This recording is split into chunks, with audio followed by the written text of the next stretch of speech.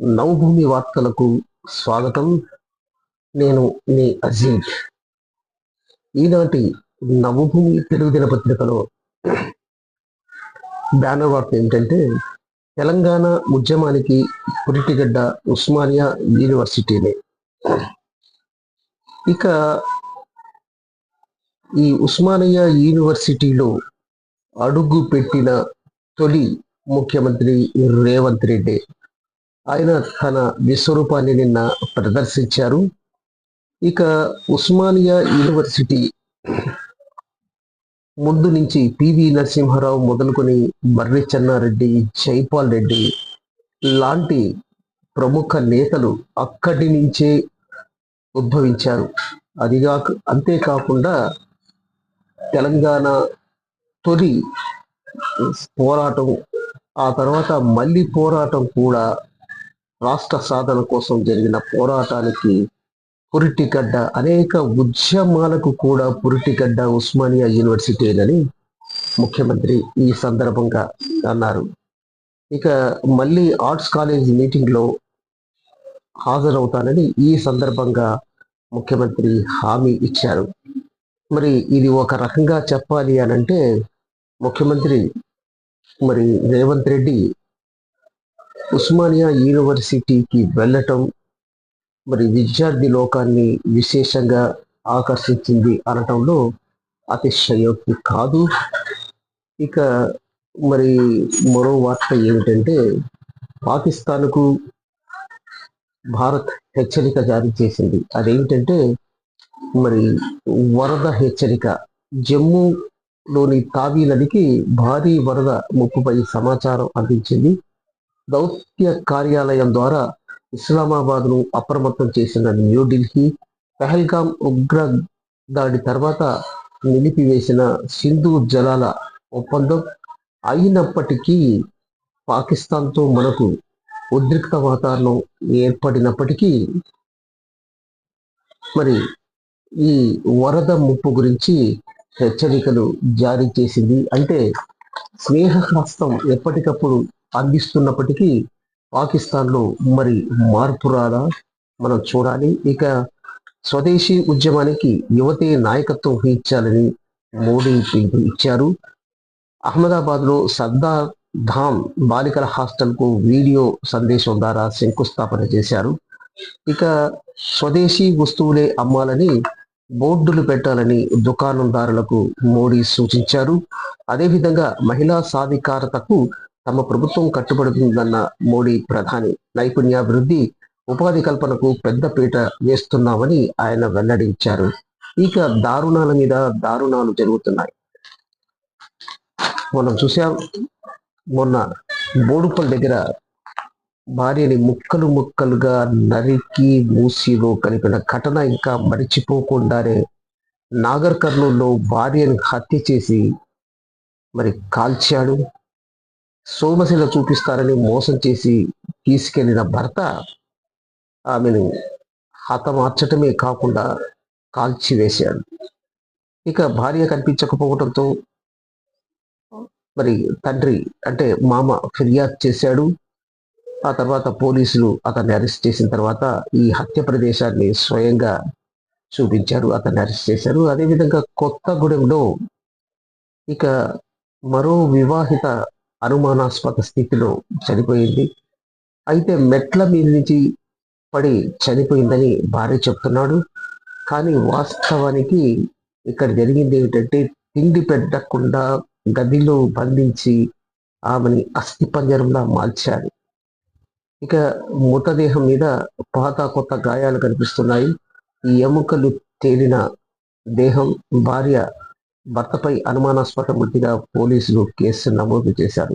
ఇక్కడ 2 చిత్రాలు ఇచ్చారు చూడండి. ఆమె పెళ్లి సమయంలో ఉన్న చిత్రం, ఆ తర్వాత చనిపోయిన తర్వాత ఆమెను ఎలా అంటే ఎంత హింసించాడో అనేది ఈ ఫోటో చూస్తేనే మనకు అర్థమవుతుంది.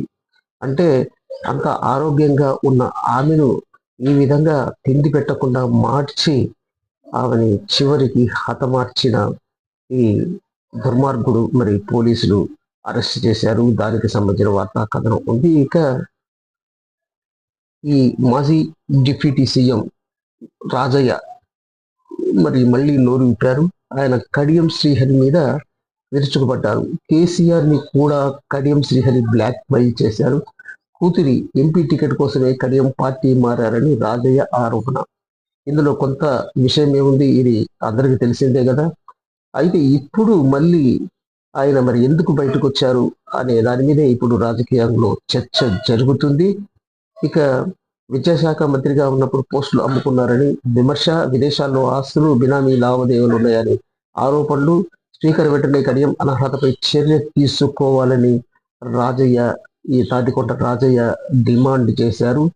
ఇక దానికి సంబంధించిన వార్తా కథనం ఉంది. ఇక ఇది ఆరంభం మాత్రమే అంటున్న మరి నారా లోకేష్. మెప్కో రాపిడి భాగస్వామ్యంలో మహిళలకు స్వయం ఉపాధి. ఇక అంతేకాకుండా మంగళగిరికి మహర్దశ పట్టబోతుందట. మరి దానికి సంబంధించి అన్ని ఏర్పాట్లు కానివ్వండి అవన్నీ చేస్తున్నారు లోకేష్. ఆయన స్థానిక మంగళగిరి శాసనసభ్యులు కూడా. ఇక స్మార్ట్ రేషన్ కార్డులను పంపిణీ చేశారు మరి పౌర సరఫరాల శాఖ మంత్రి నాదెండ్ల మనోహర్. మొత్తం 4.42 కోట్ల మందికి కొత్త కార్డులు అందజేశారు. సెప్టెంబర్ 15 నాటికి పంపిణీ పూర్తి చేయాలన్నది లక్ష్యం. క్యూఆర్ కోడ్ స్కాన్ తో పారదర్శకత, ఎక్కడైనా రేషన్ పొందే సౌకర్యం, సందేహాలను బట్టి టోల్ ఫ్రీ నెంబర్ 1967 ఇది కూడా ఏర్పాటు చేశారు. ఇక దీనితో ఈ రేషన్ అవకతవకలు అనేవి జరగకుండా ఉంటాయన్నది ప్రభుత్వ భావన. ఇక ఏపీలో 2 రోజుల పాటు భారీ వర్షాలు కురిసే అవకాశం ఉంది. ఆ తర్వాత వాయువ్య బంగాళాఖాతంలో ఉపరితల ఆవర్తనం ప్రభావం, 48 గంటల్లోగా అల్పపీడనం ఏర్పడే అవకాశం. ఉత్తరాంధ్రలో మోస్తరు నుంచి భారీ వర్షాల హెచ్చరిక. శ్రీకాకుళం, విజయనగరం, మన్యం, అల్లూరు జిల్లాలకు అరెంట్, కాకినాడ, కోనసీమ, గోదావరి జిల్లాలో మోస్తరు వర్షాలు. కృష్ణా, ఎన్టీఆర్, గుంటూరు జిల్లాల్లో తేలికపాటి వర్షాలు. ఇక ఈ చలికాలం ప్రారంభం కాబోతుంది. అయినప్పటికీ ఏపీని మాత్రం ఈ అల్పపీడన ప్రభావాలు, తుఫాన్లు మాత్రం వదలట్లం లేదు. ఇక దానికి సంబంధించి వార్తా కథనం ఉంది. ఇక గణేష్ మండపం ఏర్పాటుకు నిబంధనలు ఇవే తప్పనిసరిగా పాటించాలంటున్న తెలంగాణ పోలీసులు.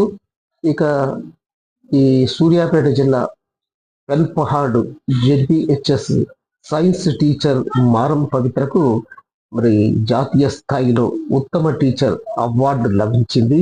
ఈ సందర్భంగా జిల్లా కలెక్టర్తో పాటు అందరూ ఆమెను అభినందించారు. దానికి సంబంధించిన వార్తా కథనం కూడా ఉంది. ఇక మన సినిమా పేజీలకు వెళ్దాం. ఎల్లోరా శిల్పంలా అని మరి నోరా ఫతేహా, ఈమె మొరాకో గర్ల్. ఈమె తెలుగు సినిమాల్లో కూడా ఐటమ్ గర్ల్ గా, మనం విషయం బాహుబలిలో ఐటమ్ గర్ల్ గా చేసింది. ఇక ఓజీలో అకీరా కనిపించబోతున్నారట. అకీరా అంటే మనకు తెలుసు పవన్ కళ్యాణ్ కుమారుడు. మరి ఈ ఓజీ వాస్తవానికి వీరమల్లు సినిమా డిజార్డర్ అయిన తర్వాత ఇప్పుడు మరి ఓజీ వస్తుంది. మరి ఇది సుజిత్ ఈ సినిమాను చాలా ప్లానింగ్ తో నిర్మించబోతున్నాడు, అంటే దర్శకత్వం వహించబోతున్నాడు. మరి దానికి సంబంధించిన ఒక వార్తా కథ ఉంది. ఇక పరద అనే సినిమా అనుపమ పరమేశ్వరం నటించింది, ఈ మనసును గెలుచుకుంది అన్నట్టుగా దానికి సంబంధించిన వార్తా కథ ఉంది. ఈ బిగ్ బాస్ హౌస్ లోకి కుంభమేళా వైరల్ బ్యూటీ. ఈ కుంభమేళా వైరల్ అంటే ఆమె కాదు, ఈమె ఎవరు అని అంటే తాన్యా మిట్టల్. ఈ తాన్యా మిట్టల్ కూడా ఈ కుంభమేళా సమయంలో బాగా పాపులర్ అయ్యింది.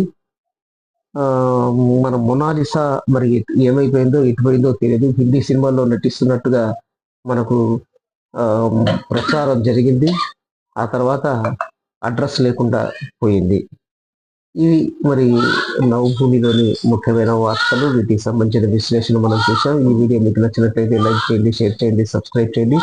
అదేవిధంగా నవభూమి యూట్యూబ్ ఛానల్తో పాటు నవభూమి తెలుగు దినపత్రికకు ఎక్కడైతే విలేకరులు లేరు ఆ ప్రాంతంలో విలేకరులుగా పనిచేయడానికి ఆసక్తిగా ఉన్నవారు ఈ స్క్రీన్ పై ఉన్న నెంబర్కి ఫోన్ చేయండి, మా ప్రతినిధితో మాట్లాడండి. మా పత్రికలో మీరు కూడా భాగస్వామ్యం వహించండి. మీ అందరికీ శుభోదయం. Thank you.